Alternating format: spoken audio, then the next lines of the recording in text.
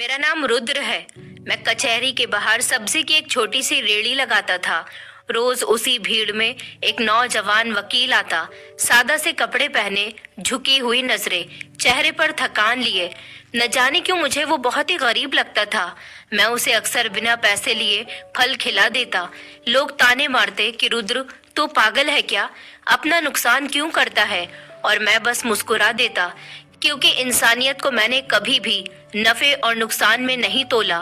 फिर एक दिन वो वकील अचानक से गायब हो गया। इसी तरह दिन बीते, महीने, और देखते ही देखते पूरे 5 साल निकल गए। इसी बीच मेरी जिंदगी ने ऐसा मोड़ लिया जिसकी मैंने कभी कल्पना भी नहीं की थी। मेरे बेटे पर एक झूठे कत्ल का मुकदमा चलाया गया। गवाह खरीदे जा चुके थे, सबूत भी झूठे थे, और कानून बहरा बन चुका था। जब फैसले वाला दिन आया और मेरे बेटे को फांसी की सजा होने ही वाली थी, अदालत खचाखच भरी थी। उसी दिन एक नया जज नियुक्त होकर आया। जैसे ही उसने फैसला सुनाने के लिए सर उठाया, उसकी नजर भीड़ में मुझ पर गई। अचानक उसके हाथ से पेन छूट गया।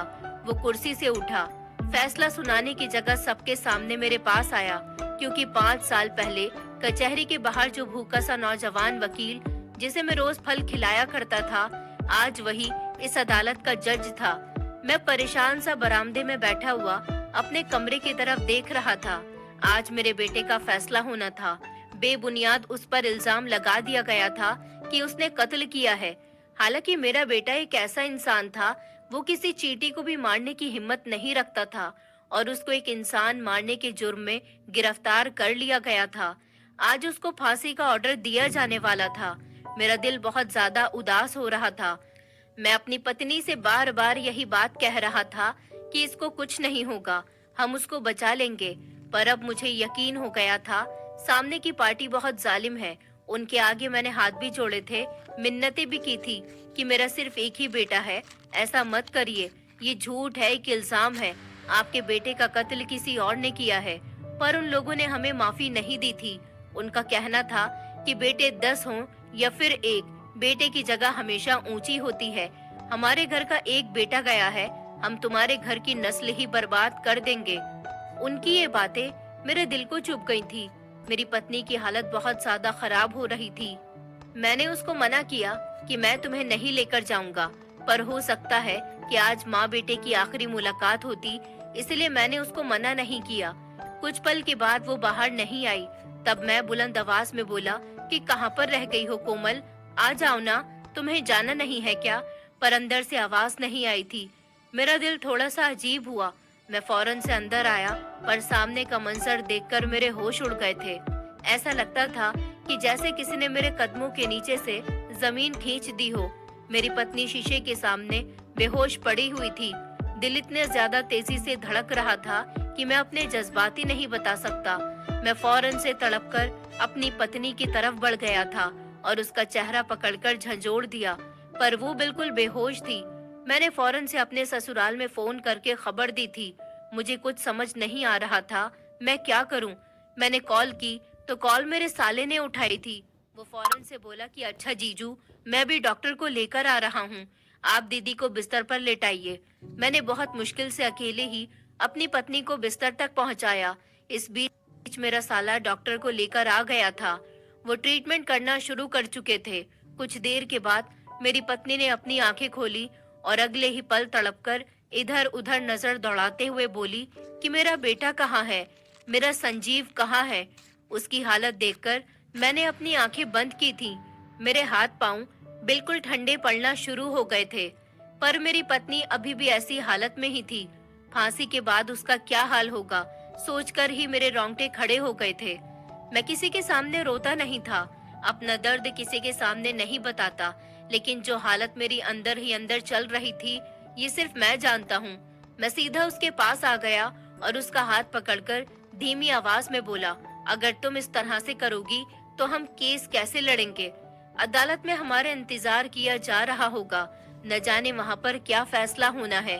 हमारा होना जरूरी है, पर तुम बिस्तर पर लेट गई हो। मेरी बात सुनकर वो फौरन से उठकर बैठी थी और मुझे देखते हुए बोली कि नहीं नहीं, मैं तैयार हूँ, हम चलते हैं। आप इस तरह की बातें मत करिए, मेरे बेटे को कुछ नहीं होगा, मुझे यकीन है। उसकी तरफ देखकर न जाने क्यों मेरी आंखों में इस बार आंसू आ गए थे। मैं उसके बहुत ही नजदीक बैठ गया और उसके दोनों हाथ पकड़कर बोला कि इंसान को हर हालात के लिए तैयार रहना होता है। हमारे साथ कोर्ट में कुछ भी हो सकता है, इसलिए मानसिक तौर पर तैयार रहो। मेरी बात सुनकर वो और ज्यादा हिचकियों से रोने लगी थी। ये छोटी बात भी तो नहीं थी, हमारे इकलौते बेटे को खोने का दुख था। हमने उसको कितने नाज नखरे और प्यार से पाला था। फिर मेरा साला मेरे कंधे पर हाथ रखकर बोला कि जीजू, आप ऐसी बातें क्यों कर रहे हैं? दीदी की तबीयत तो खुद पहले से ही खराब है, पर मुझे अब अपनी पत्नी को मजबूत करना था। मैं और बोला कि हमारे बेटे ने कत्ल नहीं किया है, हम ये बात जानते हैं, पर फिलहाल कानून के आगे बेबस हो गए हैं, इसलिए खुद को मजबूत करो। अगर हमारे बेटे को फांसी भी हुई तो ये सब ऊपर वाले के हुक्म से ही होगा और मैं कुछ नहीं कर सकता और ना ही वहाँ पर बैठा हुआ जज और वकील कुछ कर सकता है। समझ आ रही है तुम्हें? मेरी बात पर मेरी पत्नी खामोश हो गई। डॉक्टर साहब के जाने के बाद मैं वहाँ से अपनी पत्नी को लिए कोर्ट की तरफ निकल पड़ा था। ये वही रास्ते थे जहाँ कुछ साल पहले मैं सब्जी का ठेला लगाकर अपने घर का गुजारा किया करता था, पर किस्मत को कुछ और ही मंजूर था। उसने मुझे खूबसूरत बेटे को दिया और फिर उसमें कमाने की काबिलियत पैदा की, पर अब वही बेटा मुझे इस रोड पर दोबारा से ले आया था। कोर्ट के सामने पहुंचकर मैंने गहरी सांस ली, अपने आप को हर डर से आजाद किया। आज जो होना था मैं उसके लिए अब मानसिक तौर पर तैयार हो गया था। इंसान कितना भी हकीकत से भाग जाए, पर एक न एक दिन उसको हकीकत का सामना करना ही पड़ता है। ये एक सच्चाई है। मेरे बेटे के केस को शुरू होने में अभी पूरे 20 मिनट बाकी थे। मैं अपनी पत्नी के साथ एक तरफ बैठ गया। वो मेरा हाथ पकड़कर बोली कि हमारे बेटे को कुछ नहीं होगा ना, वो ठीक ठाक घर को लौट कर आएगा। मेरे पास इसके सवाल का कोई जवाब नहीं था। अचानक से ही मेरी आंखों के सामने मंजर लहराने लगा। जब ऊपर वाले ने 5 साल के बाद मुझे औलाद की खुशी दी थी, तो मुझे लगा कि ऊपर वाला पहले बेटा हो जाए, पर मैंने बेटी होने के लिए भी खुद को तैयार किया था। पर फिर अचानक से ऊपर वाले का चमत्कार हो गया। उसने मेरी झोली बेटे से भर दी। उस वक्त मैं बहुत ज्यादा खुश हुआ, इतना खुश कि मैं अपने पूरे खानदान में मिठाई बांटी थी। अस्पताल में मौजूद हर एक इंसान को मिठाई खिलाई। आखिर को मैं 5 साल बाद बाप बना था। जिस वक्त मैंने अपने बेटे को अपनी गोद में लिया, वो लम्हा मेरे लिए ऐसा था कि जैसे कलेजा मुंह को आ गया हो। आंखों से आंसू बह रहे थे। दिल ऐसी हालत में था कि मैं बता नहीं सकता। मैंने उसी पल ऊपर वाले का शुक्र किया था, पर उसके बाद जो प्रार्थना पूरे 20 साल के बाद मुझ पर ऐसी मुश्किल लेकर आई थी कि मैं एक बार फिर से फूट फूट कर रोना शुरू हो गया। मुझे रोता हुआ देखकर मेरी पत्नी ने फौरन से मुझे संभाला। मैं आज रो लेना चाहता था। न जाने आज कोर्ट में क्या होने वाला था। ये सोचकर ही मेरे हाथ पांव ढीले पड़ना शुरू हो गए। मैं सर झुकाकर बैठा था कि मेरी पत्नी बहुत बुरी तरह से घबरा गई थी। वो मुझे पकड़ते हुए बोली, क्या हो गया है आपको? ऐसे क्यों रो रहे हैं? पर मेरा दिल बहुत रो रहा था। आज मेरे बेटे को फांसी का ऑर्डर जारी होने वाला था। ये बात बहुत ही मुझे बेचैन कर रही थी। मेरे बेटे को फांसी हो जाएगी। भरी जवानी में वो मुझसे दूर चला जाएगा, मेरा बाजू छिन जाएगा। ये सोचकर मेरे रोंगटे खड़े हो गए। डॉक्टर ने मेरे बेटे के जन्म के बाद मुझे मना कर दिया था कि आपकी पत्नी दोबारा माँ बनने की हालत में नहीं है। मेरी माँ ने 1-2 बार मुझसे कहा था कि दूसरी शादी कर लो, इसको छोड़ दो, अपनी नस्ल को आगे और ज्यादा बढ़ाओ, एक बेटे से क्या होता है। पर मैं खुश था कि ऊपर वाले ने मुझे एक फूल दिया है, मैं उस एक फूल से ही अपने घर को निखार दूंगा। पर मुझे क्या पता था कि ये फूल एक दिन मुरझा जाएगा और साथ ही हमारे पूरे घर को वीरान करके रख देगा। मैं अपने दर्द को याद करके रो रहा था जब अचानक से एक मर्दाना हाथ मेरे कंधे पर रखा गया। मैंने सर झुकाकर देखा। सामने की पार्टी के वकील खड़े हुए थे। चेहरे पर हमदर्दी की मुस्कुराहट मौजूद थी। मैंने नफरत से अपना मुंह फेर लिया। अगर ये इंसान मेरे बेटे के खिलाफ नाजायज सबूत इकट्ठे नहीं करता तो आज मेरा बेटा मेरे पास होता। वो मुझे देखते हुए बोले कि मैं जानता हूँ आप तकलीफ में हैं। आपकी तकलीफ में होना भी ठीक है, पर जिनका खून इस दुनिया से चला गया वो आपसे ज्यादा तकलीफ में है। जो बेहतर होगा, कोर्ट के साथ कोऑपरेट करें और हमारे साथ सच्चाई के साथ चलें। रोने से, तकलीफ सहने से बेहतर है कि सच बोलकर मामले को खत्म कर दिया जाए। सजा आपके बेटे को हर कीमत पर मिलेगी ही। मैं उसको इतनी आसानी से जाने नहीं दूंगा। न जाने कहां से मुझ में इतनी ज्यादा हिम्मत आई थी कि मैं अपनी जगह से खड़ा हुआ और एक तेज धक्का मैंने उस आदमी को दिया। वो एकदम से पीछे की तरफ जाकर गिरे थे। मैं उनके ऊपर बैठकर उनका गिरेबान पकड़ गया और एक जोरदार थप्पड़ उसके मुंह पर मारते हुए बोला कि तुम क्या समझते हो, किसी के बेटे को तकलीफ पहुंचाना, उसकी नस्ल को बर्बाद करना एक अच्छा काम है? तुम्हें मैं जिंदा नहीं छोड़ूंगा।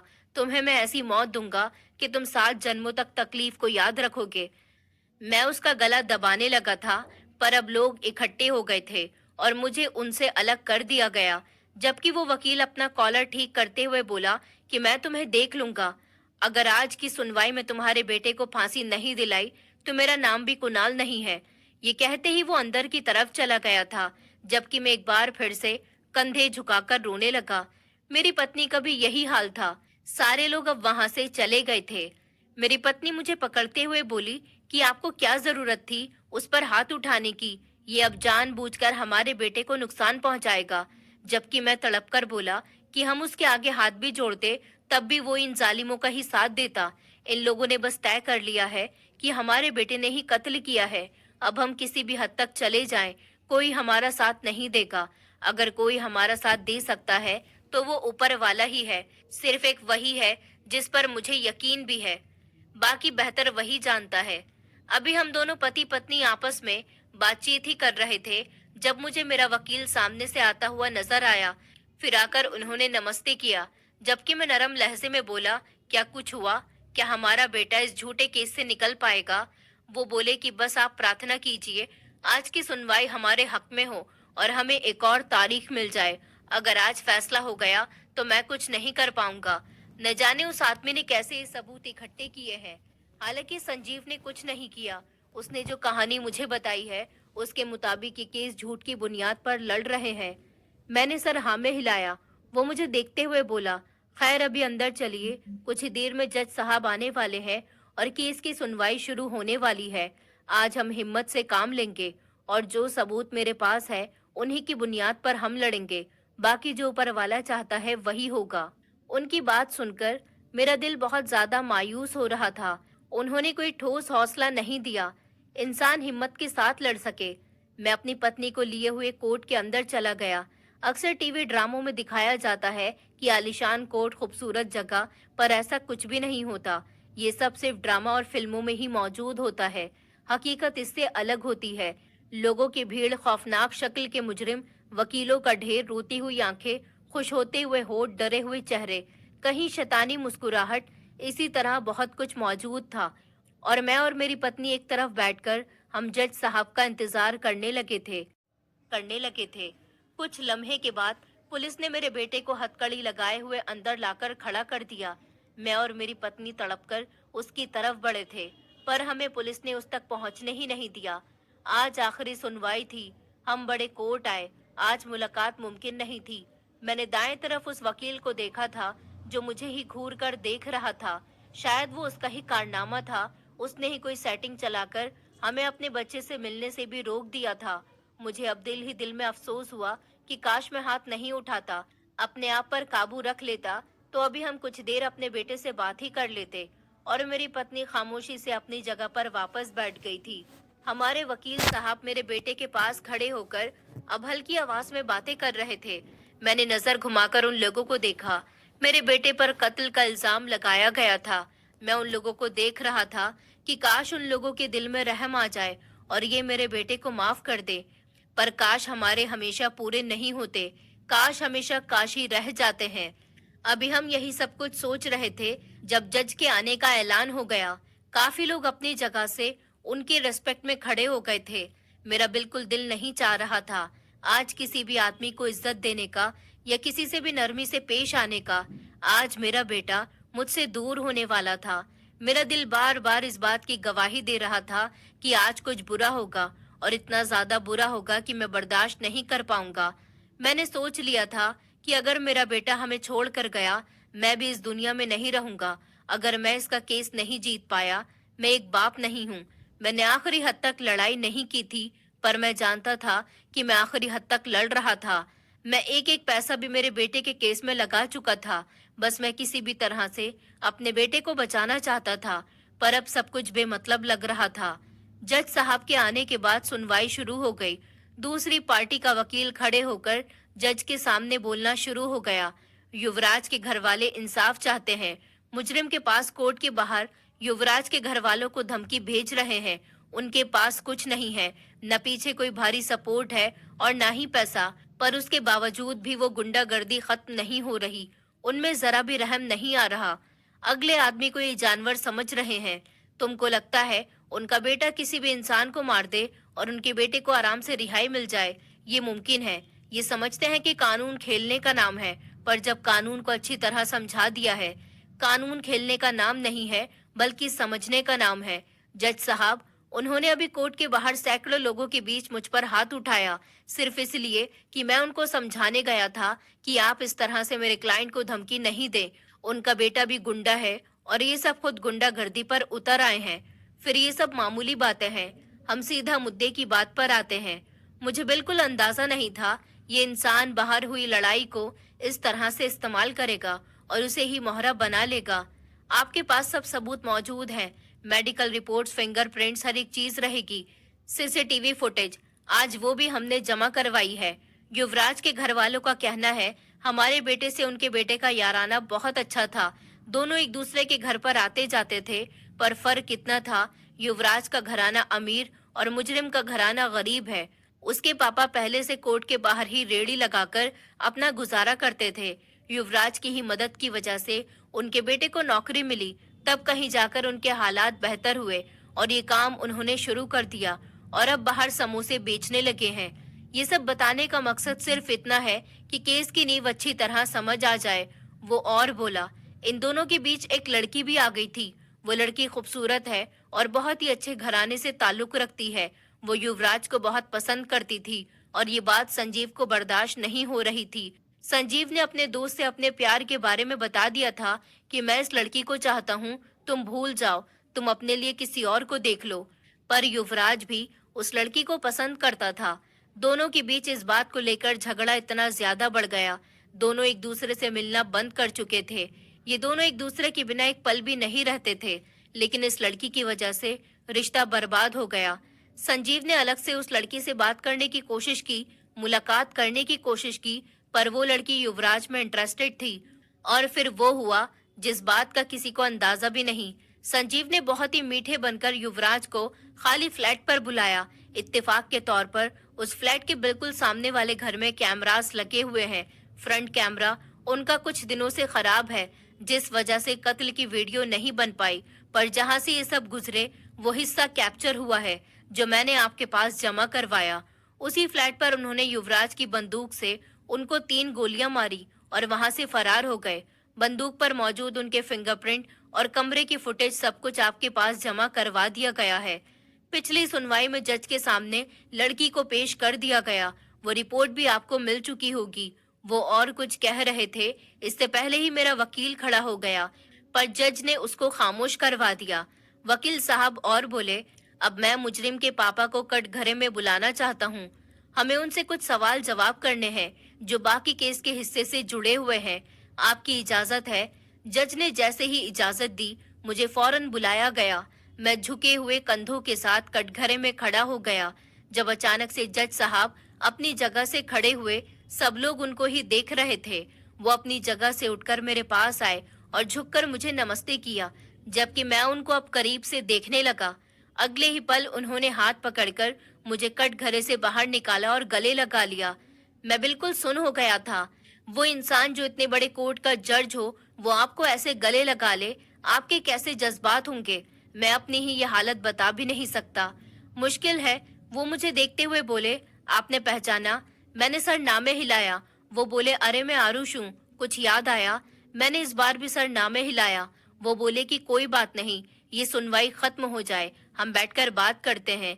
उनका लहजा बहुत ठहरा हुआ था। एकदम से मेरी आंखों के सामने एक चेहरा आया, पर मैं अपना सर झटक गया।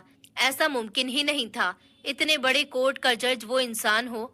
मैं फौरन से अपनी ही जगह में वापस खड़ा हो गया। उन्होंने वकील साहब को दोबारा से बात शुरू करने का हुक्म दिया। वकील साहब मेरे पास आ गए और वो मुझे देखते हुए बोले कि जिस दिन आपके बेटे ने अपने दोस्त से बदला लिया उस दिन आप कहाँ पर थे। मैं फौरन से बोला कि ये झूठा इल्जाम है, मेरे बेटे ने कत्ल नहीं किया, कोई लड़की इन दोनों के बीच नहीं थी, उन दोनों के बीच झगड़ा हुआ था, बस इस बात की गवाही मैं भी देता हूँ, पर झगड़ा कोई लड़की की वजह से नहीं था। ये बात आप लोग क्यों नहीं समझ रहे? मेरे बेटे के पास कुछ भी नहीं है। मैं मानता हूँ ये नौकरी जो उसकी लगी है वो भी उसके दोस्त के जरिए से ही लगी थी, पर इन दोनों के बीच नफरत का रिश्ता नहीं था। कुछ समझने की कोशिश करिए आप लोग। वकील दोबारा से बोला कि झूठ बोलने की जरूरत नहीं है, जो सवाल आपसे किया जा रहा है वो बताइए। वो और कुछ कहते, इस पर सब बोले कि आप उनके साथ बदतमीजी नहीं कर सकते। मैंने आपकी बातें सुन ली हैं, अब मैं मुजरिम से खुद ही सवाल करूंगा। ऐसा पहली बार हो रहा था। वकील साहब के सामने न किसी को कुछ कहने की हिम्मत थी और न ही औकात। वो जी सर बोलकर वापस अपनी जगह पर बैठ गए। जज साहब अब मेरे बेटे को देखते हुए बोले कि नाम क्या है तुम्हारा, क्या काम करते हो, जो नौकरी तुम्हारे दोस्त ने लगाई थी उसकी क्या सैलरी थी। मेरा बेटा सर झुकाकर बोला कि मेरा नाम संजीव है, मेरी उम्र 20 साल है। मेरे दोस्त ने मुझे एक बड़े यूटिलिटी स्टोर पर मैनेजर की पोस्ट पर लगाया था। इतनी कम उम्र में इतनी बड़ी पोस्ट हासिल कर लेना आसान बात नहीं होती, और मेरे दोस्त के पास पैसा भी, मुझे नौकरी मिल गई। मैं अपना काम ईमानदारी से कर रहा था। वकील साहब झूठ बोल रहे हैं, हमारे बीच कोई लड़की नहीं आई। मेरा दोस्त ऐसी चीजों को बिल्कुल भी पसंद नहीं करता और ना ही मैं। हम दोनों ने यही सोचा था कि शादी 27 साल की उम्र के बाद करेंगे, जब अपने बलबूते पर कुछ बन जाए। ये बात बिल्कुल गलत है कि मैं अपने दोस्त का कत्ल एक लड़की के पीछे किया है। मैं ऐसे कैसे कर सकता हूँ? जज साहब बोले, यानी आपने कत्ल किसी और वजह से किया है? मेरा बेटा सर को नामे हिलाकर बोला कि मैं अपने दोस्त को क्यों मारूंगा, जो हमेशा मेरे साथ खड़ा रहा, मेरी मदद करता रहा। मैं अपना नुकसान क्यों करूंगा? जिस इंसान से मुझे फायदा मिल रहा है उसको ही खत्म करके मैं अपने पाँव में कुल्हाड़ी क्यों मारूंगा? आप खुद बताइए। आपको एक पोस्ट अगर किसी के जरिए मिली है और उस इंसान से आपको भी कुछ फायदा हो रहा है, तो क्या आप उसको खत्म कर देंगे? सोचने की बात है। मेरी उसकी लड़ाई किसी लड़की की वजह से नहीं थी। फिर उसकी लड़ाई इस बात पर हुई थी कि हम दोनों एक दूसरे को वक्त नहीं दे पा रहे थे। हम पहले हर वक्त एक साथ रहते थे। इस बात की गवाही मेरे माँ बाप और उसके माँ बाप दोनों दे सकते हैं। पर फिर अचानक मेरी जॉब लग गई और मैं बहुत ज्यादा बिजी हो गया। रात को देर से घर पर वापस आना और सुबह जल्दी निकल जाना। हमारे बीच इस बात को लेकर झगड़ा होने लगा। क्या हम इतने बिजी हो गए कि एक दूसरे को वक्त भी नहीं दे सकते? बस सिर्फ ये वजह थी। हम किसी फ्लैट पर नहीं, वहाँ मौजूद एक कैफे में मिलने वाले थे। मुझे जिस वीडियो की बात वकील साहब कर रहे हैं वो रास्ते की वीडियो है। मैं उस दिन स्टोर से जल्दी छुट्टी लेकर अपने दोस्त से मिलने जा रहा था। तब अचानक से उसके पास से मुझे मैसेज आया कि तुम जहाँ पर भी हो आखिर रास्ते से ही लौट जाओ, क्योंकि आगे खतरा है। मुझे धमकी की कॉल आई है, तुम मुझसे मिलने नहीं आना। इस वक्त मैं बहुत घबरा गया था। मुझे इस बात का बिल्कुल भी अंदाजा नहीं था कि ये सब मुझे फंसाने के लिए किया जा रहा है। मैं तुम्हें लेने के लिए आता हूँ, तुम घबराओ मत। उसने मुझे इस फ्लैट का बताया, पर मैं नहीं जानता था कि ये सब वो नहीं बल्कि जो कत्ल कर रहा है वो मैसेज कर रहा है। मैं उस फ्लैट पर पहुंच गया। वहां पर उसका मोबाइल सब कुछ मौजूद थे। जिस गन की बात वकील साहब कर रहे हैं उस पर मेरे फिंगरप्रिंट जरूर हैं, क्योंकि उस गन को हाथ में दिया गया था। मुझे बिल्कुल अंदाजा नहीं था कि ये हरकत मेरे गले का फांसी का फंदा बन जाएगी। मैंने ही एम्बुलेंस को कॉल करके उस जगह से जल्दी से उसको अस्पताल पहुंचाया, पर रास्ते में ही वो दम तोड़ गया। फ्रंट कैमरा खराब होना इत्तेफाक नहीं था, बल्कि उसको खराब किया गया था कि मुझे फंसाया जा सके। मेरे दोस्त के पापा प्रॉपर्टी डीलर हैं, वो एक बड़ी इन्वेस्टमेंट करते हैं। अगर आपको मेरी बात पर यकीन नहीं तो आप उनको कटघरे में बुलाकर पूछ सकते हैं कि उनकी डील चल रही थी। अगर उन्होंने आपको सच्चाई नहीं बताई, आप इस पर इन्वेस्टिगेशन करिए, और ऊपर वाले की कसम अगर तब भी सच सामने नहीं आता जज साहब, मैं आपको जुबान देता हूँ, मैं खुद अपने ऊपर इल्जाम लेकर खुद को फांसी के फंदे पर चढ़ा दूंगा। कोई मेरी बात सुनना ही नहीं चाहता था। मेरा खुद का वकील, दूसरी पार्टी का वकील, सब लोग बस मुझ पर इल्जाम लगा रहे हैं। असली मुजरिम को पकड़ने की जगह बेकसूर को सजा देकर उस मरे हुए की आत्मा को भी तकलीफ पहुंचा रहे हैं। अपने बेटे की बात हम उसी से सुन रहे थे। उसकी आवाज पूरी अदालत के कमरे में गूंज रही थी।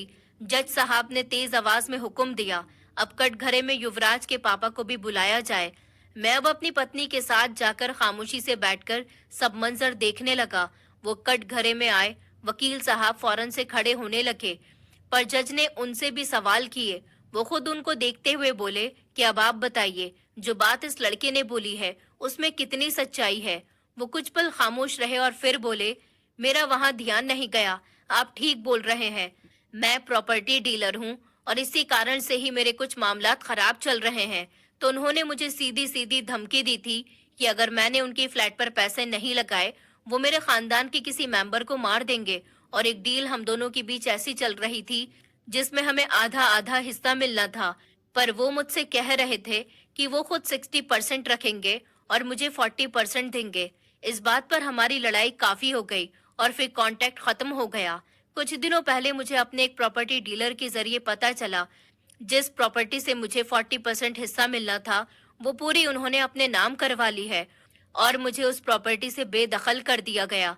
मैं अपने बेटे के केस में इतना उलझा हुआ हूँ, इस तरफ मैंने जरा भी ध्यान नहीं दिया, जबकि न जाने क्यों ऐसा लगने लगा था कि कोई रास्ता अब निकलेगा या सामने बैठा हुआ जज कोई इंसान नहीं, उस वक्त मुझे किसी देवता की तरह लग रहा था।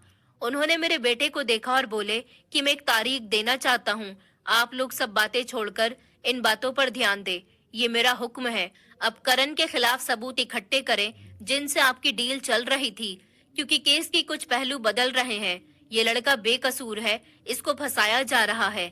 इस वक्त अदालत यहीं पर डिसमिस की जाती है। ये कहकर वो चले गए, जबकि मैंने इस पल ऊपर वाले का शुक्र किया, सर झुकाकर बैठ गया। ऐसा लगता था कि जैसे मेरी जान वापस आ गई। आंखों में आंसू तैरे, दिल परेशान था जब अचानक से किसी ने मेरा कंधे पर हाथ रखा। मैंने सर घुमाकर देखा, सामने एक अनजान चेहरा खड़ा हुआ था। वो मुझे देखते हुए बोले, आपको आरुष साहब ने अपने ऑफिस रूम में बुलाया है, जल्दी से आप आ जाइए। उनकी बात सुनकर मैं खड़ा हुआ। मुझे उस इंसान से मिलना था। न जाने क्यों उनको देखकर ऐसा लग रहा था कि हम पहले मुलाकात कर चुके हैं।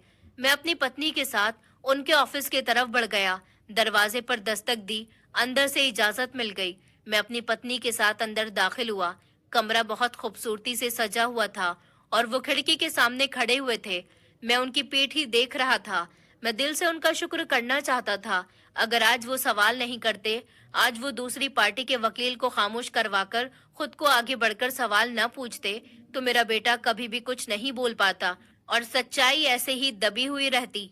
मैं हल्की आवाज में बोला कि आपका बहुत ज्यादा शुक्रिया, आपने आज मेरी बहुत मदद की। उम्मीद करता हूँ आप आगे भी हमारा ऐसे ही साथ देंगे। हम बहुत परेशान हैं। मेरे कोई 4 से 5 बच्चे नहीं है, सिर्फ एक बेटा ही है जो मेरी जिंदगी का सहारा है।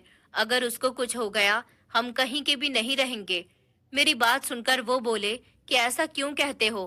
कुछ सालों पहले आपने एक और बेटा बनाया था, क्या उसको भूल गए हो? मैंने अपनी पत्नी को परेशान हालत से देखा। मुझे उनकी ये बातें बिल्कुल भी समझ नहीं आ रही थी। वो मुझे देखते हुए बोले, काका, पहचाना नहीं मुझे? मैं आरुष हूँ, भूल गए मुझे? मेरे दिमाग में दूर दूर तक ये नाम नहीं आ रहा था और ना ही शक्ल। वो भोला गरीब वकील जिसको आप रोज एक दूसरे ठेले से फल खरीद कर खिलाते थे, मेरी जेब में पैसे डालते थे, मुझे हौसला देते थे कि तुम एक दिन जरूर कामयाब जज बन जाओगे। कुछ याद आया? मेरे दिमाग की बत्ती अब जलना शुरू हो गई थी। काका शब्द पर मेरा दिल जोर से धड़का था। मैं एकदम से बोला कि तुम आरुष हो, तुम कहाँ चले गए थे बेटा? 5 साल तक मैंने तुम्हारा इंतजार किया पर तुम नहीं आए। वो बोला, देख लीजिए, मैंने आपको पहचान लिया पर आपने मुझे नहीं पहचाना, और जब मैंने याद दिलाया तो मैं आपको याद आया हूँ। आप यानी कि मुझे याद नहीं करते थे? मैं तो दिल में आपको अपना बाप मान चुका था। मैं बोला कि नहीं, ऐसी बात नहीं है, मैं तुम्हें याद करता था, पर इस अचानक केस ने मेरे दिमाग को बिल्कुल खराब कर दिया। कुछ साल पहले ही मैंने ठेला लगाना बंद किया है। मेरा बेटा अब कमाना शुरू हो गया था, इसलिए मुझे जरूरत ही नहीं पड़ी। बस घर में समोसे बनाकर बेचता हूँ। तुम जज बन गए, मैं आप कहना भूल गया था। ऐसा लगता था जैसे ही वही 5 साल पुराना वकील मेरे सामने खड़ा हुआ है, बिल्कुल इसके आगे पीछे कोई भी नहीं। वो मेरे करीब आया था और मेरा हाथ पकड़कर बोला कि हाँ, मैं वही हूँ आपका आरुष, जिसको आप अपने पैसों से फल खिलाते थे। लोग आपको पागल कहते थे, नुकसान हो जाएगा। इस तरह इस बेरोजगार को मत खिलाया करो। आप फिर भी मेरे साथ हमदर्दी करते थे। मुझे कहते थे कि तुम मेरे बेटे जैसे हो। एक दिन आएगा तुम कामयाब हो जाओगे और फिर मैं फख्र से सबको बताऊंगा कि तुम मेरे बड़े बेटे हो। आपको याद है वो बातें? मैंने सर हाँ में हिलाया तो अचानक वो रोते हुए मेरे गले से लग गया। वो तड़प कर बोला, मैंने सब हासिल कर लिया। एक अच्छी पोस्ट, एजुकेशन, घर, गाड़ी, बंगला, सब कुछ ठीक है। मेरे पास रिश्ते नहीं है। मम्मी पापा जो मेरे सगे थे वो दुनिया से चले गए। जब मैं गरीब था, मेरे पास कुछ भी नहीं था, तब मेरे भाई बहन मुझे पूछते भी नहीं थे कि मैं कौन हूँ, क्या करता हूँ, किस तरह जिंदगी गुजार रहा हूँ, कैसे अपने हालात को संभाल रहा हूँ। पर आज जब मुझे पोस्ट मिली तब सब पूछते हैं, पर अब मैं उनको नहीं पूछना चाहता। मुझे आपका घर नहीं पता था, पर उसके बावजूद मैंने आपको ढूंढने की बहुत ज्यादा कोशिश की थी। तब मुझे पता चला कि आपके बेटे पर मुकदमा चल रहा है। उस वक्त मैं अपनी पोस्ट के जरिए इस केस को अपने हैंडओवर किया। अब परेशान होने की जरूरत नहीं है। मैंने पूरी जांच पड़ताल करवाई है। आपका बेटा बेकसूर है और हम उसको जरूर इस केस से बाइज्जत बरी करेंगे। आपके बेटे ने बहुत अच्छे वक्त पर दिमाग चलाकर खुद को इस केस से आजाद करने की कोशिश की है। अब मामला जिनसे उनकी डील चल रही थी, करण साहब के ऊपर टल गया है। हो सकता है बहुत जल्दी आपका बेटा बाइज्जत बरी हो जाए और मैं भरपूर कोशिश करूंगा कि उसको फांसी नहीं हो। आपको बस मेरे साथ कॉपरेट करना होगा और हिम्मत और हौसले से आगे बढ़ना होगा। आपने जो मेरे लिए किया था मैं भूल नहीं सकता। वो वक्त मुझ पर बहुत मुश्किल था, पर आप मेरे साथ खड़े रहे। अब मेरा वक्त है, मैं आपके साथ खड़ा रहूं। मेरे पास इन बातों का कोई भी जवाब नहीं था। मेरी आदत थी, जब मैं किसी के साथ अच्छा करता उसको गाता नहीं था, उसको करके बस भूल जाता था। वक्त की रफ्तार न कभी रुक सकी है और ना ही कभी रुक पाएगी। हम काफी देर तक वहां पर बैठे रहे, खाना भी उसके साथ ही खाया और केस के मामले पर डिस्कस करके हम घर पर वापस आ गए, इस बात से अनजान कि मेरी एक भलाई मेरे कितने ज्यादा काम आने वाली है। अभी मैं घर पर ही आया था जब मेरा मोबाइल फोन बजा। मैंने कॉल रिसीव करी। दूसरी तरफ से एक भारी सी आवाज सुनाई दी थी। आप रुद्र साहब बात कर रहे हैं?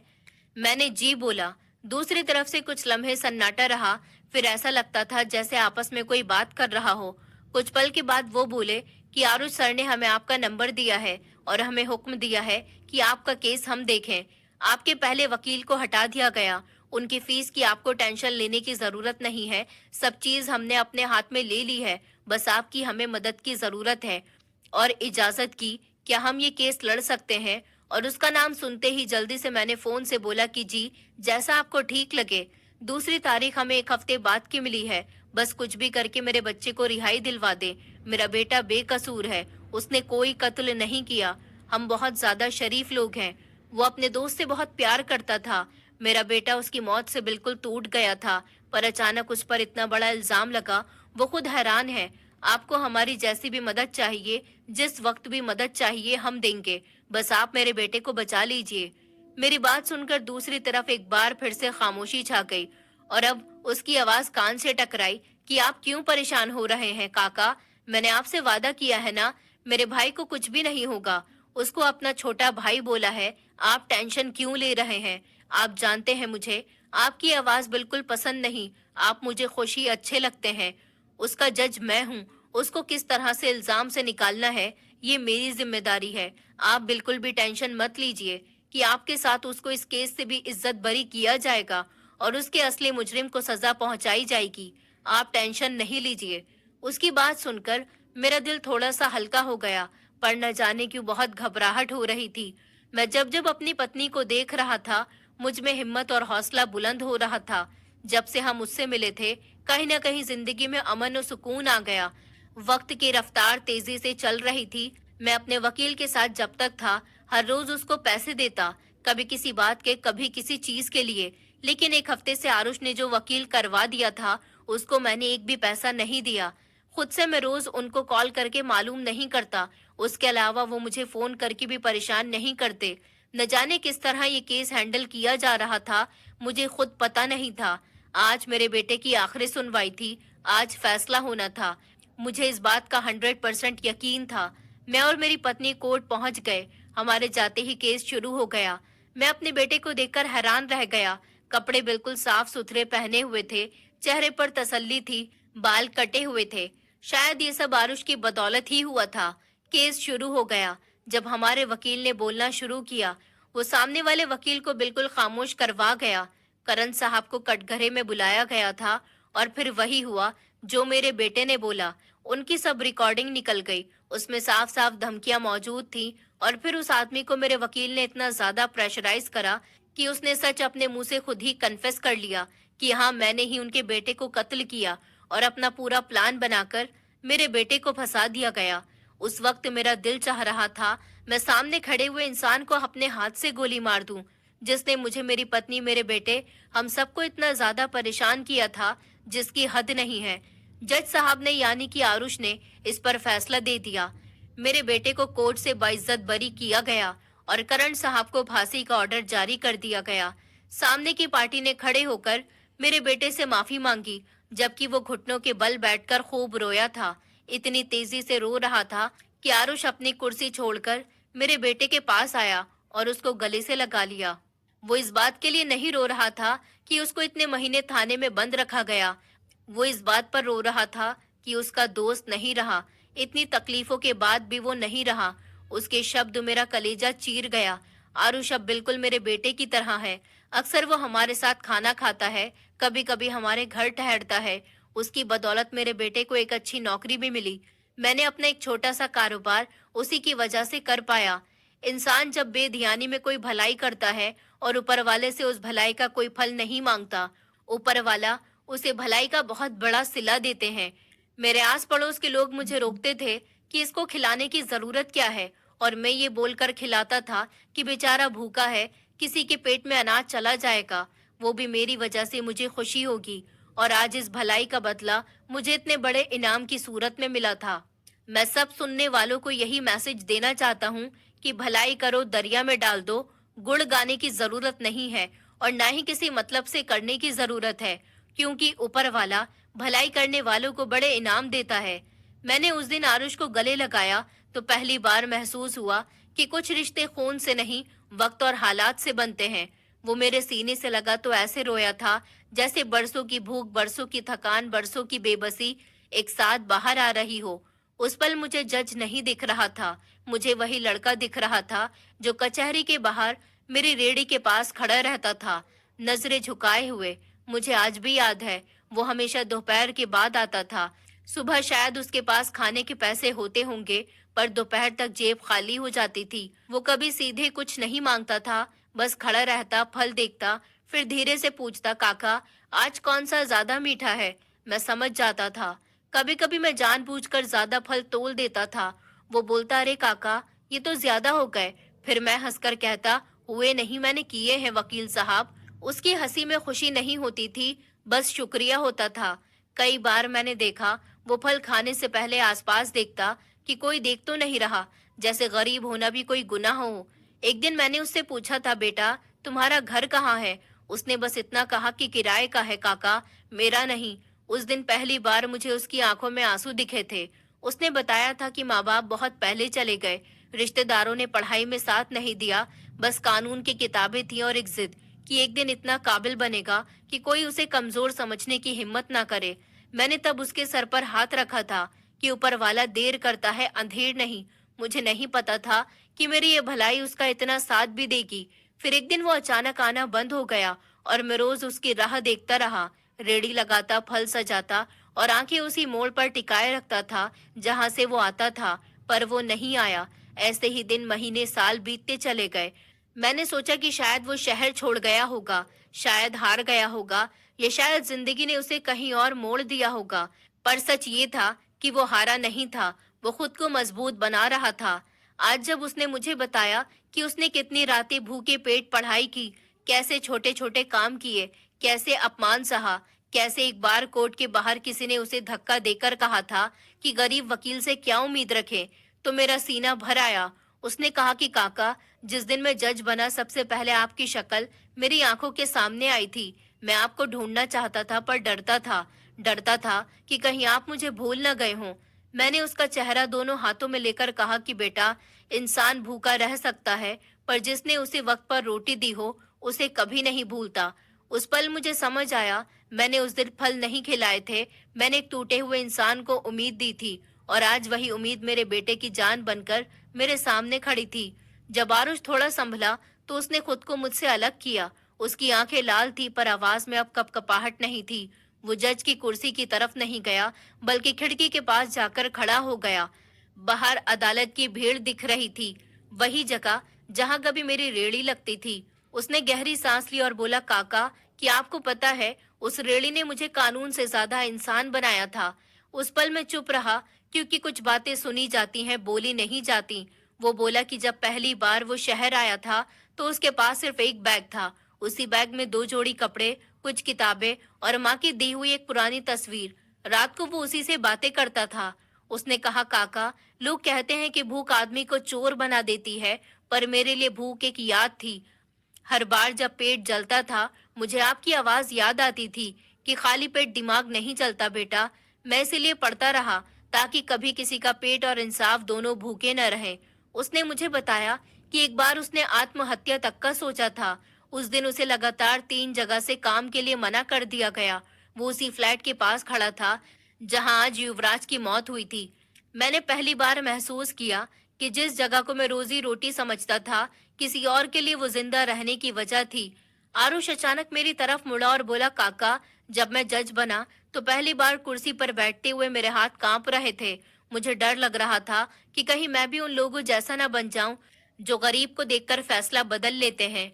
उसने अपनी जेब से एक पुरानी मुड़ी तुड़ी रसीद निकाली, मेरी रेड़ी की फल की, उस पर तारीख लिखी थी।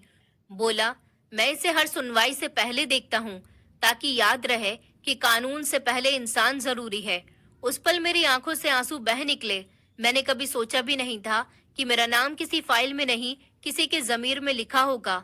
आरुष ने धीरे से कहा कि आज अगर मैं आपके बेटे के लिए खड़ा हूँ तो ये एहसान नहीं है काका, ये कर्ज है, और कर्ज चुकाने के लिए नहीं, निभाने के लिए होते हैं। मैंने उसकी तरफ देखा। आज वो जज था पर मेरी नजर में वो वही लड़का था जिसने कभी भूख के साथ भी सपना नहीं छोड़ा।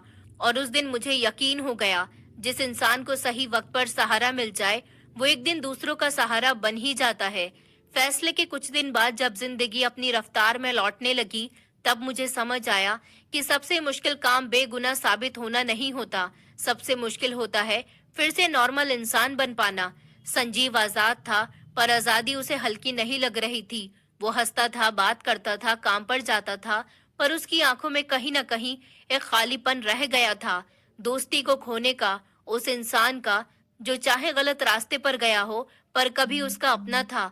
कई रातों तक मैंने उसे छत पर बैठे पाया, बिल्कुल चुपचाप, बस आसमान को देखता रहता था। मैं कुछ नहीं पूछता क्योंकि कुछ सवालों के जवाब वक्त देता है, इंसान नहीं। मेरी पत्नी अब हर बात में ऊपर वाले का नाम लेती। शायद उसे अब यकीन हो गया था कि इंसाफ इंसानों से ज्यादा नियत देखता है। मैं खुद भी बदल गया था। पहले मैं लोगों से नजरें मिलाकर बात करता था, अब थोड़ा रुककर, थोड़ा समझकर करता हूँ, क्योंकि मैंने देख लिया था कि हर चुप इंसान कमजोर नहीं होता और हर ऊंची आवाज सच नहीं होती। एक दिन आरुष अकेले घर आया। उस दिन कोई केस नहीं था, कोई फाइल नहीं, वो बस एक बेटा बनकर आया था। मैंने उससे कहा कि बेटा, दुनिया सिर्फ बुरी नहीं होती, कुछ लोग अच्छे भी होते हैं। उसने मुस्कुराकर सर हिला दिया, पर मैं जानता था हर किसी को वो कोई और नहीं मिलता। संजीव ने कुछ महीनों बाद एक छोटा सा बच्चा देखा जो दुकान के बाहर खड़ा बस देख रहा था। उसने उसे अंदर बुलाया, खाना खिलाया, घर आकर मुझसे बोला, पापा, आज समझ आया कि आपने वो सब क्यों किया था। उस दिन मुझे लगा मेरी कहानी यहीं खत्म नहीं हुई, वो आगे बढ़ गई है। अब जब कभी लोग मुझसे पूछते हैं कि इस सब से क्या सीखा, तो मैं बस इतना कहता हूँ कि जिंदगी में अगर कभी मौका मिले किसी का दिन थोड़ा आसान करने का, तो ये मत सोचो कि तुम्हें क्या मिलेगा ये करके, इससे क्या फायदा है, क्योंकि अच्छाई लौटकर हमेशा हमारी जरूरत के हिसाब से आती है। और शायद यही सबसे बड़ा इंसाफ है। अब जब सब कुछ पीछे छूट चुका है और जिंदगी फिर से चलने लगी है, तब मुझे सबसे ज्यादा यही समझ आया कि इंसान की परीक्षा उसके बुरे वक्त में नहीं, अच्छे वक्त में होती है। बुरा वक्त तो सबको रुला देता है, पर अच्छा वक्त ये देखता है कि इंसान अपने अनुभव से क्या बनता है, घमंडी या समझदार। मैंने देखा कि जिन लोगों ने हमारे बुरे दिनों में रास्ता बदल लिया था, वही लोग अब हालचाल पूछने लगे। पहले मुझे गुस्सा आता था, पर अब नहीं आता, क्योंकि वक्त ने उन्हें भी उनकी औकात दिखा दी थी और मुझे भी मेरी हद। मेरी पत्नी ने एक दिन कहा, हमने किसी का बुरा नहीं चाहा, फिर भी हमारे साथ इतना बुरा क्यों हुआ? मैंने जवाब नहीं दिया, क्योंकि अब मुझे समझ आ गया था, जिंदगी सवालों का जवाब नहीं देती, वो बस इंसान को बड़ा कर देती है।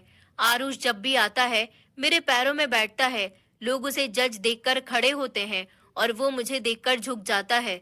मैंने उससे कहा था कि बेटा, ये सब मत किया कर, फिर लोग क्या सोचेंगे? उसने कहा, काका, अगर लोग ये नहीं सोच सकते कि इंसानियत कुर्सी से बड़ी होती है, तो उन्हें सोचना ही नहीं चाहिए। उस दिन मुझे एहसास हुआ कि असली ऊंचाई पद से नहीं, पैर जमीन पर रखने से आती है। मैं आज भी मानता हूँ कि भलाई कोई सौदा नहीं है, न कोई इन्वेस्टमेंट, न कोई उम्मीद है। अगर भलाई इस सोच से की जाए कि बदले में कुछ मिलेगा, तो वो भलाई नहीं, हिसाब होता है। सच्ची भलाई वो है जो उस वक्त की जाए जब करने वाले को ये भी पता न हो कि सामने वाला कल कहाँ होगा। मैंने उस दिन कचहरी के बाहर एक भूखे लड़के को फल दिया था, न ये सोचकर कि वो जज बनेगा, न ये सोचकर कि वो मेरे बेटे को बचाएगा। मैंने सिर्फ ये सोचा था कि आज उसका पेट भर जाए। आज अगर मेरी कहानी किसी के काम आ सकती है, तो बस इसीलिए कि जब भी जिंदगी आपको मौका दे किसी का हाथ थामने का, तो रुकिए नहीं, क्योंकि हो सकता है कि आज वो हाथ कांप रहा हो और कल वही हाथ आपको गिराने से बचा ले। यही मेरी कहानी है, यही मेरी सीख है। दोस्तों, उम्मीद करती हूँ आपको हमारी कहानी पसंद आई होगी। कहानी पसंद आई है तो वीडियो को लाइक करें, चैनल पर नए हैं तो चैनल को सब्सक्राइब करें और हाँ, नोटिफिकेशन बेल को जरूर दबाएं ताकि अगली अपडेट सबसे पहले आपको मिले।